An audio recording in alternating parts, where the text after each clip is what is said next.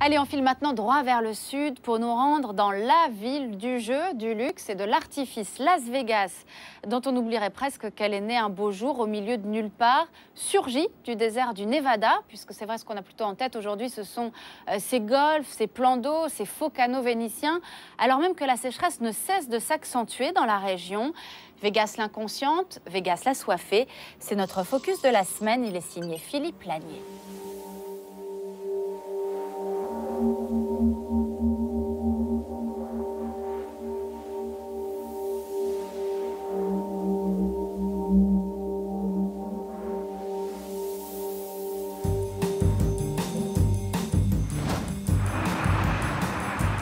Bienvenue à Las Vegas, la capitale du trompe-l'œil. Malgré les apparences, le climat ici est le plus aride du pays. La ville a même sa police de l'eau qui traque les délits de fuite. Les fuites d'eau, ce sont les taxis qui nous les signalent. Ils sont toujours sur le coup. Ils appellent le numéro d'urgence pour dire « Hey, il y a une fuite devant le casino Bellagio ou devant le Wynn ». Les hôtels et casinos ne comptent que pour 7% de l'eau totale consommée. Et ils sont très performants avec l'eau. Ils savent qu'ils sont attendus au tournant et ils n'arrêtent pas d'améliorer leur système d'irrigation. L'ennemi public, en fait, c'est l'homme de la rue. Et surtout le gazon qu'il entretient jalousement. Un filet d'eau qui court sur le trottoir, 55 € d'amende. Pour les récidivistes, ça peut monter jusqu'à 1 600 €. Bonjour. Ça arrose un peu trop ici. Mon nom est Ray, de la police de l'eau. Objet du délit, l'eau déborde légèrement dans le caniveau et l'arrosage a dépassé les 4 minutes réglementaires. Le délinquant est un bon père de famille venu s'installer à Las Vegas pour le travail. Dans sa région d'origine, tout est plus vert. Alors il a du mal à s'adapter. Vous savez, j'aime voir mon jardin bien vert. Mais au fond, je sais bien que ce n'est pas très intelligent. Qu'il ne faut pas se comporter comme ça. Dans 2 ans, peut-être que je changerai quelque chose, ou carrément tout. Je pense que je réarrangerai mon jardin, enfin quelque chose comme ça. À cause de ces gaspillages ordinaires, les habitants de Las Vegas battent tous les records avec plus de 600 litres d'eau consommée par jour, 4 fois plus qu'un Parisien ou qu'un Berlinois. Pour les inciter à plus de sobriété, la ville finance l'arrachage des pelouses, 12 € le mètre carré. Les golfs de Las Vegas ont sauté sur l'occasion. Ils ne gardent que le gazon nécessaire au jeu proprement dit et retirent tout le reste. Ici, le gérant a touché plus de 2 millions d'euros de primes pour les 30 hectares de verdure qu'il a sacrifiés. Ici, il y a 2 mois, il n'y avait que de la pelouse, que de l'herbe. Et on a tout enlevé. Il y a 20 ans, Las Vegas était en plein boom. Les lacs étaient remplis, l'eau n'était pas chère. C'est la fin d'une époque, la fin de l'abondance. De la verdure, il en reste pour les golfeurs. Mais celle-ci, pas question d'y toucher.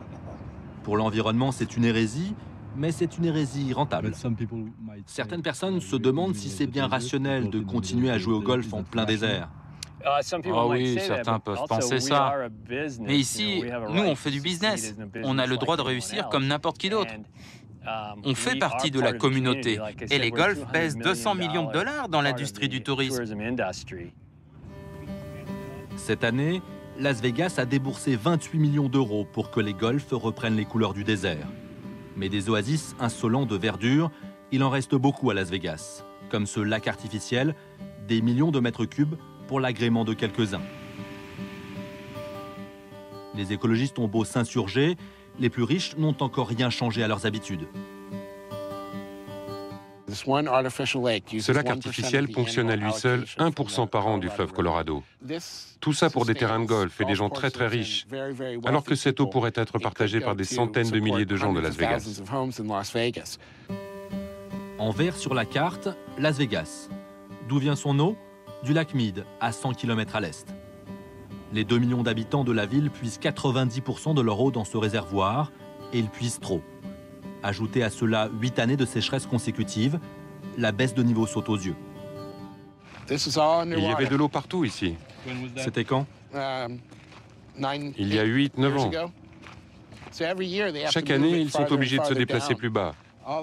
Tous ces pontons, autrefois, ils étaient là-bas, plus haut. Selon les experts, le lac pourrait être à sec dans 10 ans. Mais rien n'arrête la croissance de Las Vegas. Chaque mois, la capitale des casinos accueille 8000 nouveaux arrivants. Je crois qu'on a atteint la limite, ou presque. Eux croient que la ville peut grandir indéfiniment. Mais c'est impossible. Ou alors on condamne la nature au désastre.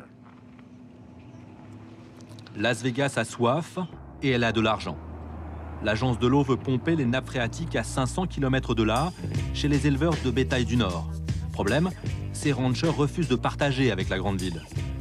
Ce projet, à plus de 2 milliards d'euros, est dirigé d'une main de fer par Pat Mulroy, surnommée ici la tsarine de l'eau.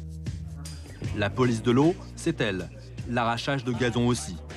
Économiser d'un côté, pomper de l'autre, la tsarine le répète en boucle à la télévision. Le pipeline est vital pour Las Vegas.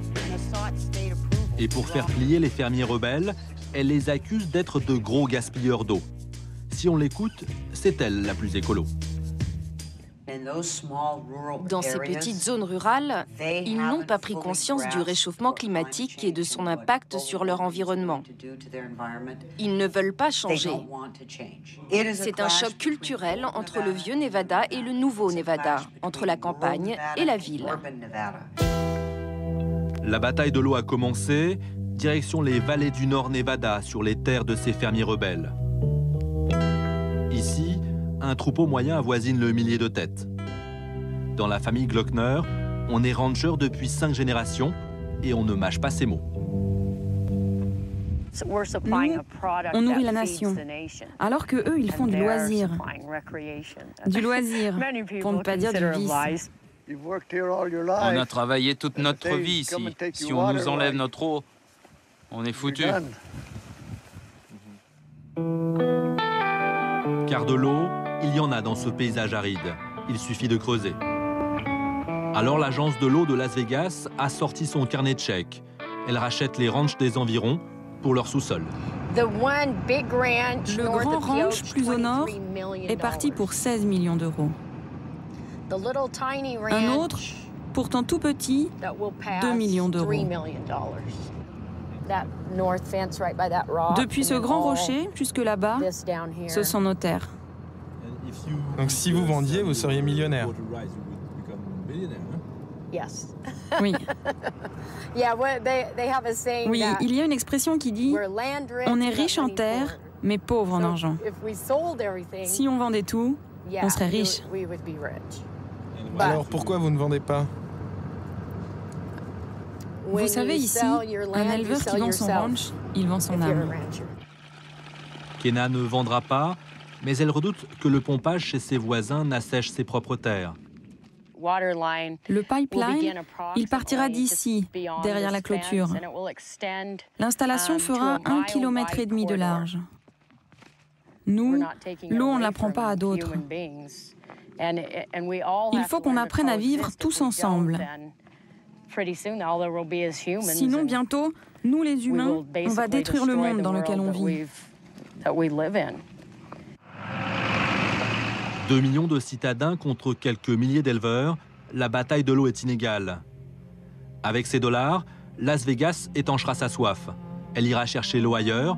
Elle ne fera que déplacer le problème chez ses voisins. Utah, Colorado, Californie, des États qui, eux aussi, manquent d'eau.